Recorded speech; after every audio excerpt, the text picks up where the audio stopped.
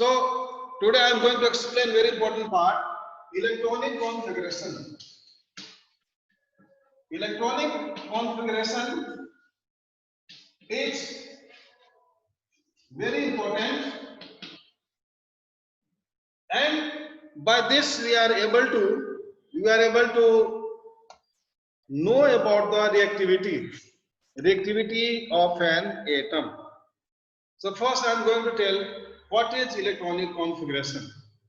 Right now, electronic configuration is defined as the distribution of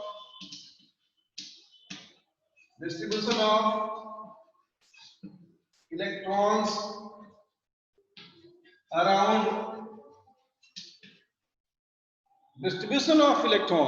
around the nucleus of an atom in different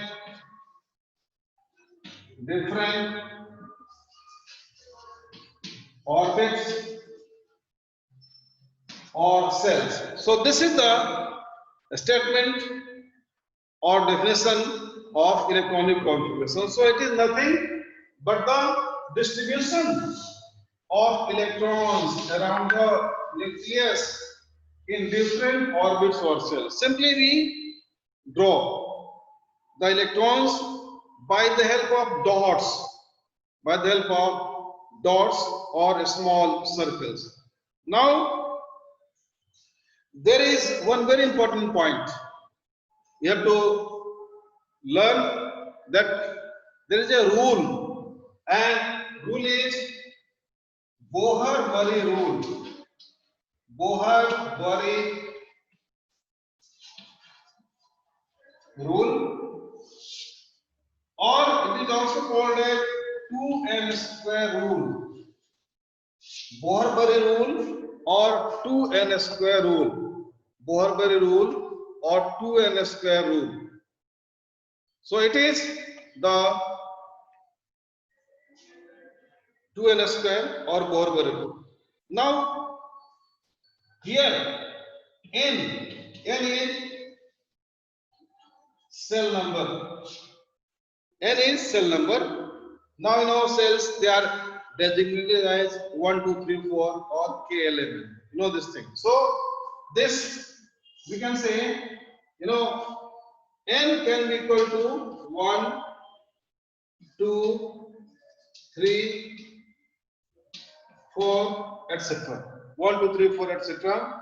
Or K, L, N, N, etc. So it is a standard point to know, but it has to be kept here in the formula. How we use it? In a proper manner. Now, as you know, n can be 1, 2, 3, 4, etc. So, there is a standard set or there is a standard pattern. This n can be 1, 2, 3, 4. So, for the first cell, how many electrons can be placed maximum? So, we will use this formula. So, 2 into 1 square, so it is 2. So, this is the maximum value for an electron, or how many electrons of maximum can be placed. So, this is for the second cell, it is 2 into 2 square, so it will be 8. So first, maximum of 2 electrons can be kept. In second cell, maximum of 8 electrons can be kept. For the third cell, it is 2 into 3 square, so it will be 18. So these are the maximum electrons maximum electrons which can be placed in a particular cell. So maximum electrons, these are the maximum electrons which can be placed in a particular cell. So here first cell has first cell has maximum of 2 electrons, minimum can be 1. If there is less than 1, so it will not be stable or it cannot be formed. Actually electrons, they form the cells. Actually orbits or cells, they are nothing but the places where there is the presence of electrons. So if no electrons, no orbits or cells can exist. Now in the second cell, simply it is common factor. So 2 into second for second is 2 square. So it will become equal to 4 into 2, 8. In the third cell, it will be 3 square. So it will be 9 into 2 is equal to 18. So these are maximum electrons. Now, as per the formula, if there is 4, if there is a 4, so 2 into 4 square, so it will be 32. It will be 32. But there is slight, change. There is slight change, or you can say there is the modification. So from this second onwards, the cells or orbits, they are further divided. Cells or orbits are further divided, and so this rule is not valid. This rule is not valid, and as a result, here there is 18 also. So what we can say, in nutshell or in summary wise, K can have maximum of 2 electrons, L can have maximum of 8 electrons, N can have maximum of 18 electrons, N can have maximum of 18 electrons. So these are the maximum electrons. These are the maximum electrons which can be accommodated in a cell. So this is the brief description about this placement or placing electrons, how the electrons are placed. Now I'm going to explain how to write the electronic configuration. But the cells are there. So I'm starting with the hydrogen, the simplest. So hydrogen, hydrogen, 1 electron is there. So simply draw the nucleus here, and here make 1, just like this. 1 small circle or a small dot. So this is the electronic configuration for hydrogen. Now next, helium. Helium 2. Atomic number 2. So we draw nucleus, and here again there is like this. 2 electrons. We draw electrons in a symmetrical manner. We put electrons in a symmetrical manner because electrons are the sources of energy in all the forms of matter, and so they maintain a proper gap, they maintain a proper distance. Thus we like this. You can put here also, but keep in mind proper distance or proper gap has to be maintained. This is, so we draw like this. Then coming to carbon 6. So carbon 6, nucleus. First there is first cell. So 6 minus 2, 4 electrons are left. So in the second cell, again 1 electron 2 electron, 3 electron and 4 electron. So this is the electronic configuration. So here 6 will be 2 and 4, here 2 will be 2, here 1 will be 1. So in this manner we write down. Like oxygen 8. So first is 2 electrons, so first 2. So 2, 8 minus 2 is equal to how much? 6 electrons. So how we draw? Nucleus, this 2 electrons in the first cell, then second cell. 6 electrons have to be there. So 1, 2, 3, 4, 5, 6. Just draw. This is the way how we draw the electronic configuration, how we write the electronic configuration. Then coming to neon 10. So 10, first is 2 constant. So 10 minus 2, how much? 8. So here nucleus, first cell 2 electrons, second cell 8 electrons. 1, 2, 3, 4, 5, 6, 7 and 8. Like this. Now coming to sodium. Sodium 11. So 11 minus 2, it will be 9. But second maximum of 8 electrons can be placed. So here there will be 8 and 1 electron. First cell will have 2 electrons, second 8, third will be having 1 electron. So here, see, first, then coming to second, equal distance has to be drawn, equal distance. All the electrons have to be placed at equal distance, like this.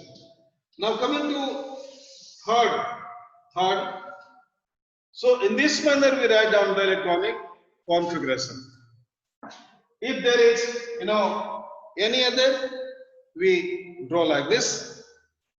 If there is magnesium say or aluminum, let's see the magnesium 12. So 2, 8 and 2.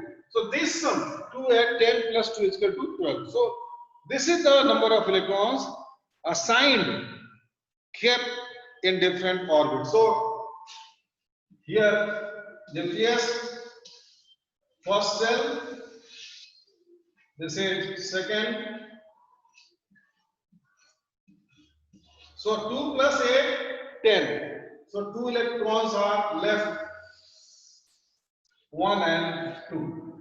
So this is the way how we draw the electronic configuration. Now coming to chlorine 17, 2, 8 and 7, 2, 8 and 7. So first 2 electrons, then coming to second 8 electrons, third cell will have the 7 electrons.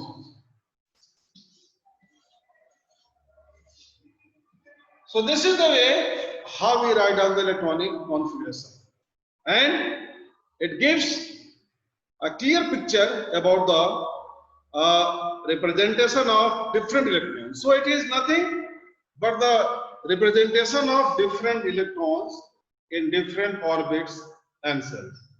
By knowing the electronic configurations, we come to know about the reactivity. So what is the benefit of electronic configuration? Benefit of electronic configuration. So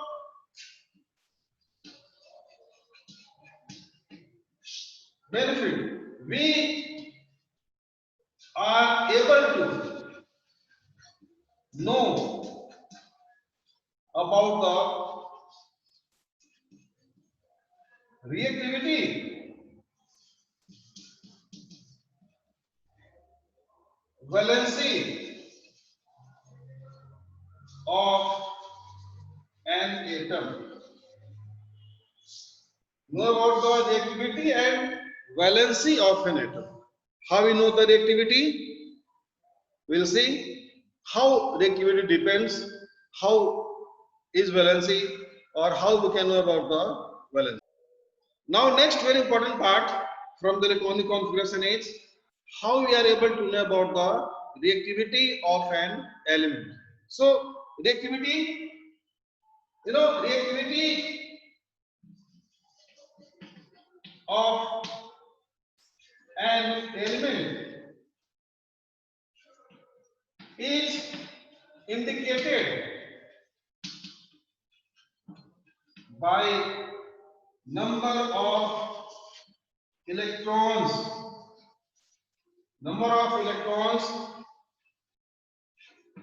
present in outermost cell. This is the important part. Outermost cell, it is called as valence cell. Valence cell is the outermost cell. Both, it is the technical name. Outermost cell is called as valence cell. So, if 1, 2, 3 electrons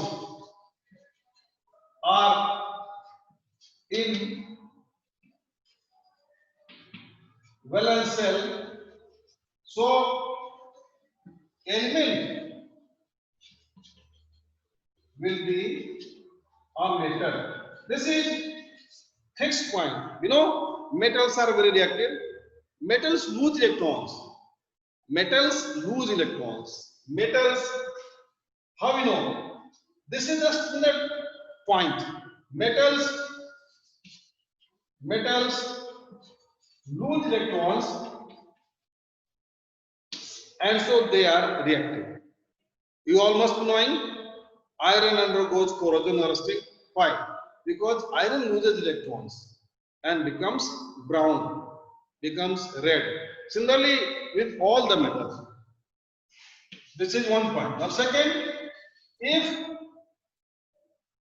4, 5, 6, 7 electrons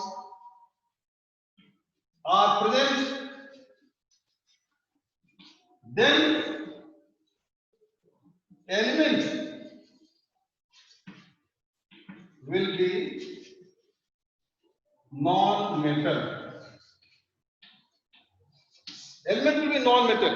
So metals exhibit reactivity by the loss of electrons, and non-metals exhibit reactivity by the gain of electrons. Non-metals gains electrons. Non-metals are able to gain the electrons. Non-metals show reactivity by the gain of electrons. So just there is the game of loss and gain, and we are able to know about this. So this is the important part. 4, 5, 6, 7, 1, 2, 3. Metals lose electrons, non-metals gain electrons, and this is the about the concept of this reactivity.